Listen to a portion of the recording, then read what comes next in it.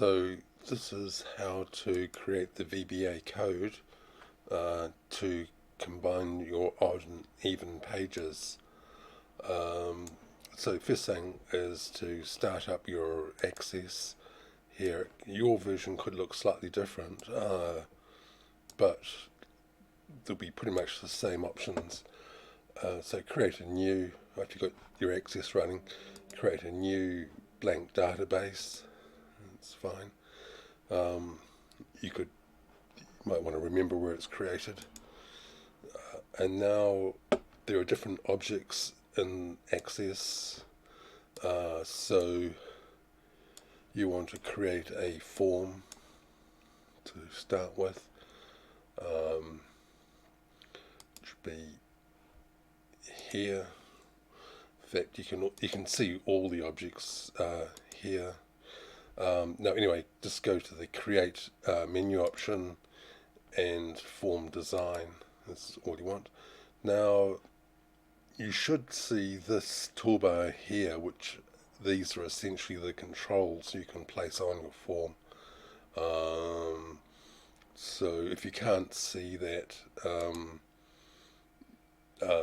it'll be, you can see it with the option of one of these menu bars, but you should see this. This one here is the button, so you want to click on that to select the button option, then just drag and draw a button like so forth. This wizard helps you create different types of buttons, but we don't really need that, so we'll just cancel that to start with. And you need to see the property sheet. Now, you may or may not see this. It's another window at all. So if you right click here on the actual object and then select properties, it toggles it off and on. So let's toggle it back on again. That's the properties. So the form has properties of size, for instance, but the other type of property it has, or attribute, is the code associated with it, or in this case it's an event. So these are all the events that happen in Windows. The most obvious one is on click. So if you click on that button, what you want to do is to create an event procedure, which is basically code. So do that, and then you click on the button with the three little dots. Now this has taken us into the VBA side of Access. So this is different to the actual Access, usual Access window itself. This is the coding side, the VBA side. Now what we want to do is to copy in this code that from the internet. This is the link that I sent you in WhatsApp, and so we'll just copy this code here, Control C, and paste it in here, Control V. Now we can see we've got two bits of code here. We've got this code here, which is related to the button click, and then this is a separate function. We'll just create that the public function. It just gives it more scope, and then we can, when you click on the public function, we'll just call the function we pasted in. So we just call it like this. Now we have to change this as it's an array of string array. So essentially, I've looked at this earlier on. What's happening here is this is essentially just the location of your PDF files. So here it is, here again, here really. And this is the destination of your PDF file. So what we could do here, just keep it a bit simple, is I think we will take off these parameters. So these are just parameters you pass in, but what we'll do is we'll just hard code them in the function itself. So what we'll do is just to comment out that one, and we'll just take out all those parameters. We'll have to, in the code, we'll have to find where this pops up and put in hard-coded strings as and where needed be. So this is the way to call it here. It's a function, so, and it's returning a boolean, which is something we can define over here. So we'll just go dim return code as boolean. So it's a yes or no, and then we'll just say ret code. It's not case sensitive, so that would have still worked really, but I just keep the same there. So then, and then we can do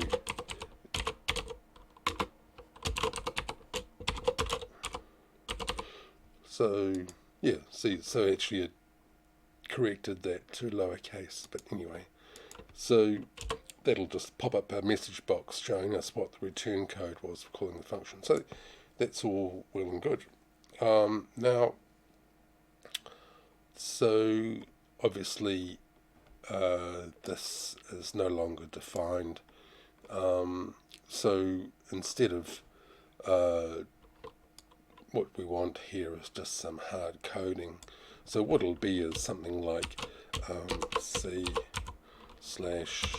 whatever folder you want to put it in, output.pdf, and that's all you really need to do there. So let's just look for other occurrences of where that crops up in the current procedure. Oh, so okay.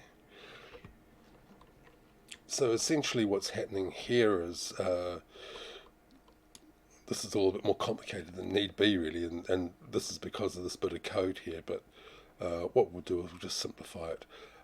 So essentially this variable here, files, is essentially not just a string, it's actually an array of strings, which is more complicated than we need, because you're actually just going to go to one file. You're combining two files, stitching them together and putting them into one, so you don't really need that. And so it's all a bit more complicated than it should be. So I think what we will do, just to get, we'll go to, before we handle that issue, let's have a look over here. I open, okay, yeah, destination source, right, so AR files looks to hold not just the source files but also the destination here. Function requires two arguments, array of string containing of each PDF you want to combine. What do you want to combine them in? A string containing the oh, so that's really weird. They're saying that AR files is the full path of each one you want to combine, but then it's going doc destination, so it's saying, so so typical code off the internet. It's a bit confused and confusing. So what we're going to do actually is just to comment out a bit of stuff here, because it's all getting a little bit confusing. So what we'll do is we'll copy this here and put that in there, and we'll call it output 2. May not be an output, it might be an input, and we'll just comment out this part here as well. So it's going through that string, so we don't need that either. That's looking like it might work a bit better. And then of course there's other variable here, full path, so that's the new, so we'll just replace that with this part as well.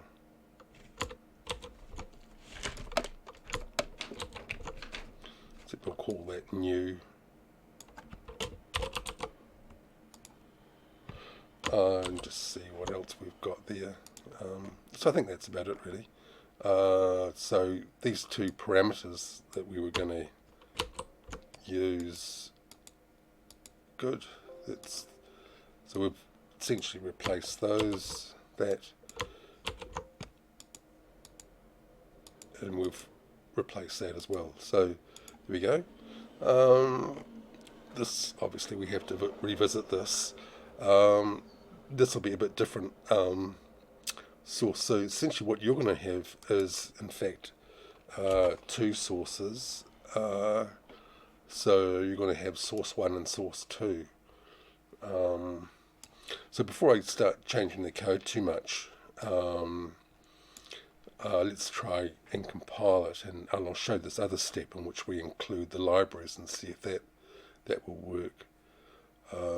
So okay, anyway, I'm going to do this video in several steps because it's all a bit tricky to do all in one go. So this is part 1 now, and I'll create a second video for part 2. Whoops. So back to here.